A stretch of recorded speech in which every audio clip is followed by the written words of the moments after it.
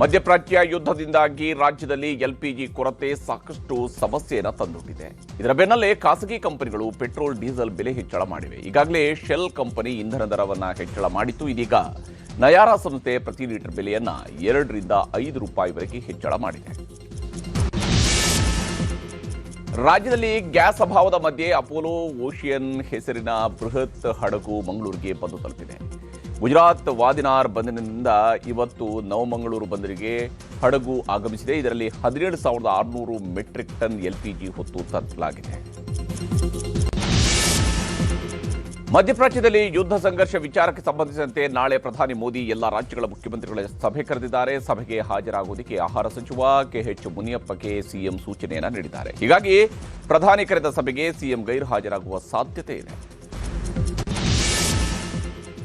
America Iran ನಡುವೆ ಸಂಧಾನಕ್ಕೆ ಯತ್ನಿಸಿ ಪಾಕಿಸ್ತಾನ ಮುಖಭಂಗ ಅನುಭವಿಸಿದೆ. ನಿಮ್ಮ ಅಗತ್ಯವಿಲ್ಲ ಅಂತ ಇರಾನ್ ಹೇಳಿದೆ. ಈ ಬಗ್ಗೆ ಪ್ರತಿಕ್ರಿಯಿಸಿರುವ ಭಾರತ ವಿದೇಶಾಂಗ ಸಚಿವ ಜೈಶಂಕರ್ ಅವರಿವರ ಜಗಳ ಬಿಡಿಸುವುದಕ್ಕೆ ನಾವು ಪಾಕಿಸ್ತಾನಿಗಳಂತೆ ದಲ್ಲಾಳಿಗಳಲ್ಲ ಅಂತ ವ್ಯಂಗ್ಯ ಮಾಡಿದ್ದಾರೆ.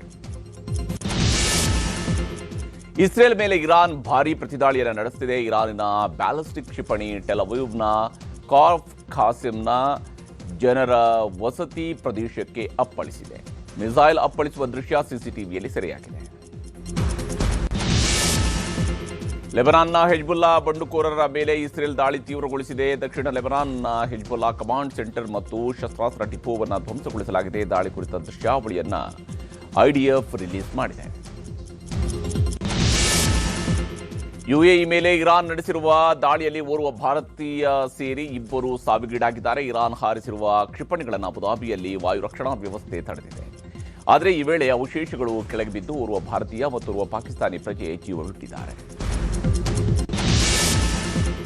ಬಜೆಟ್ ಕುರಿತಂತೆ ಪ್ರತಿಪಕ್ಷಗಳ ಪ್ರಶ್ನೆಗೆ ಪರಿಷತ್ನಲ್ಲಿ ಸಿಎಂ ಸಿದ್ದರಾಮಯ್ಯ ಉತ್ತರವನ್ನು ನೀಡಿದ್ದಾರೆ. ಸಾಲದ ಕುರಿತಂತೆ ವಿಪಕ್ಷಗಳು ಟೀಕಿಸ್ತಾ ಇದ್ದಾವೆ, ಆದರೆ ಸಾಲದಲ್ಲೂ ನಾವು ಆರ್ಥಿಕ ಶಿಸ್ತು ಮೀರಿಲ್ಲ ಅಂತ ಸಮರ್ಥನೆಯನ್ನು ನೀಡಿದ್ದಾರೆ. ಬಳಿಕ ವಿಪಕ್ಷಗಳ ಸಭಾತ್ಯಾಗದ ನಡುವೆ ಧನ ವಿನಿಯೋಗ ವಿಧೇಯಕಕ್ಕೆ ಅಂಗೀಕಾರ ಪಡೆದುಕೊಳ್ಳಲಾಗಿದೆ. ರಾಜ್ಯ ಸರ್ಕಾರ 1ನೇ ತರಗತಿಗೆ ದಾಖಲಾಗುವ ಮಕ್ಕಳ ವಯಸ್ಸನ್ನು ಸಡಿಲಿಕೆ ಮಾಡಿದೆ. ಈ ಮೊದಲು 1ನೇ ತರಗತಿಗೆ 6 ವರ್ಷ ನಿಗದಿ ಮಾಡಲಾಗಿತ್ತು. ಈಗ ಹಳೆಯ ನಿಯಮದಂತೆ 5 ವರ್ಷ 10 ತಿಂಗಳು ಅಂದರೆ 60 ದಿನಗಳ ಕಾಲದ ಸಡಿಲಿಕೆಯನ್ನು ನೀಡಲಾಗಿದೆ. ಈ ಬಗ್ಗೆ ವಿಧಾನಸಭೆಯಲ್ಲಿ ಶಿಕ್ಷಣ ಸಚಿವ ಮಧು ಬಂಗಾರಪ್ಪ ಘೋಷಣೆಯನ್ನು ಮಾಡಿದ್ದಾರೆ. ಎಸ್ಎಸ್ಎಲ್ಸಿ ಹಿಂದಿ ಪರೀಕ್ಷೆಯ ದಿನಾಂಕ ಮುಂದೂಡಿಕೆ ಮಾಡಲಾಗಿದೆ. ಇದೇ 30ರಂದು ಎಸ್ಎಸ್ಎಲ್ಸಿ ಹಿಂದಿ ಪರೀಕ್ಷೆ ನಿಗದಿಯಾಗಿತ್ತು. ಆದರೆ ಅಂದು ಮಹಾವೀರ ಜಯಂತಿ ಹಿನ್ನೆಲೆಯಲ್ಲಿ ಕರ್ನಾಟಕ ಶಾಲಾ ಪರೀಕ್ಷೆ ಮತ್ತು ಮೌಲ್ಯ ನಿರ್ಣಯ ಮಂಡಳಿ ಮಾರ್ಚ್ 31ಕ್ಕೆ ಪರೀಕ್ಷೆಯನ್ನು ಮುಂದೂಡಿದೆ. ಬೆಂಗಳೂರಿನ ಪೀಣ್ಯದಲ್ಲಿ ಅಪ್ರಾಪ್ತನೊಬ್ಬ ಡಬಲ್ ಮರ್ಡರ್ ಮಾಡಿದ್ದಾನೆ. ಅಕ್ರಮ ಸಂಬಂಧದ ಸಂಧಾನದ ವಿಚಾರಕ್ಕೆ ಯಮುನಾ ಹಾಗೂ ಸುದೀಪ್ ಎಂಬುವರನ್ನ ಮಚ್ಚಿನಿಂದ ಕೊಚ್ಚಿಕೊಂಡಿದ್ದಾನೆ. ಅಪ್ರಾಪ್ತನನ್ನು ವಶಕ್ಕೆ ಪಡೆದಿರುವ ಪೊಲೀಸರು ತನಿಖೆ ನಡೆಸ್ತಾ ಇದ್ದಾರೆ. ಆಂಧ್ರದ ಮಾರ್ಕಪುರಂ ಬಳಿ ಭೀಕರ ಅಪಘಾತದಿಂದ ಸ್ಲೀಪರ್ ಬಸ್ ಹೊತ್ತಿ ಉರಿದಿದೆ. ಟಿಪ್ಪರ್ ಲಾರಿಗೆ ಡಿಕ್ಕಿ ಹೊಡೆದಿದ್ದರಿಂದಾಗಿ ಖಾಸಗಿ ಬಸ್ನಲ್ಲಿ ಬೆಂಕಿ ಹೊತ್ತಿ ಉರಿದಿದೆ. ಪರಿಣಾಮ ಬಸ್ನಲ್ಲಿದ್ದ 13 ಜನ ಸಜೀವ ದಹನವಾಗಿದ್ದಾರೆ. ಘಟನೆಯ ಬಗ್ಗೆ ಆಂಧ್ರ ಸರ್ಕಾರ ತನಿಖೆಗೆ ಆದೇಶಿಸಿದೆ. ಮಧ್ಯಪ್ರದೇಶದ ಇಂದೋರ್ನಲ್ಲಿ ಬಾಡಿಗೆ ವಿಚಾರಕ್ಕೆ ನಡೆದ ಜಗಳದಲ್ಲಿ ಮಹಿಳಾ ಟೆಕ್ಕಿ ಸಾವಿಗೀಡಾಗಿದ್ದಾಳೆ. ಗಲಾಟೆ ವೇಳೆ ತಂದೆ ಮತ್ತು ಮಗ ಪಾನಮತ್ತರಾಗಿ ತಮ್ಮ ಕಾರನ್ನು ಸ್ಥಳೀಯರ ಮೇಲೆ ನುಗ್ಗಿಸಿದ್ದಾರೆ. ಈ ವೇಳೆ ಟೆಕ್ಕಿ ಶಂಪಾ ಪಾಠಕ್ ಸಾವಿಗೀಡಾಗಿದ್ದು ಭಯಾನಕ ದೃಶ್ಯ ಸಿಸಿಟಿವಿಯಲ್ಲಿ ಸೆರೆಯಾಗಿದೆ. 54 ವರ್ಷದ ಬಳಿಕ ಚಂದ್ರನ ಮೇಲೆ ಮನುಷ್ಯರನ್ನ ಕಳಿಸುವ ನಾಸಾ ಯೋಜನೆಗೆ ಕೌಂಟ್ಡೌನ್ ಶುರುವಾಗಿದೆ.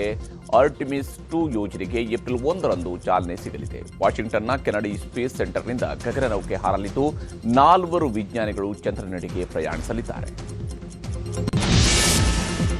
ಪ್ರಧಾನಿ ನರೇಂದ್ರ ಮೋದಿ ಮತ್ತೊಮ್ಮೆ ಜಾಗತಿಕ ಮಟ್ಟದಲ್ಲಿ ಅತ್ಯಂತ ಜನಪ್ರಿಯ ನಾಯಕನಾಗಿ ಹೊರಹೊಮ್ಮಿದ್ದಾರೆ. ಅಮೆರಿಕದ ಮಾರ್ನಿಂಗ್ ಕನ್ಸಲ್ಟ್ ಸಂಸ್ಥೆ ಈ ಸಮೀಕ್ಷೆಯನ್ನು ನಡೆಸಿದ್ದು 68% ಜನ ಮೋದಿಗೆ ಮತ ನೀಡಿದ್ದಾರೆ. ಸಮೀಕ್ಷೆಯಲ್ಲಿ ಟ್ರಂಪ್ ಫ್ರಾನ್ಸ್ ಅಧ್ಯಕ್ಷರನ್ನು ಹಿಂದಿಕ್ಕಿದ್ದಾರೆ. ಬಾಂಗ್ಲಾದೇಶದ ರಾಜ್ಬರಿ ಜಿಲ್ಲೆಯಲ್ಲಿ ಪ್ರಯಾಣಿಕರಿದ್ದ ಬಸ್ ಪದ್ಮಾ ನದಿಗೆ ಉರುಳಿ ಬಿದ್ದಿದೆ.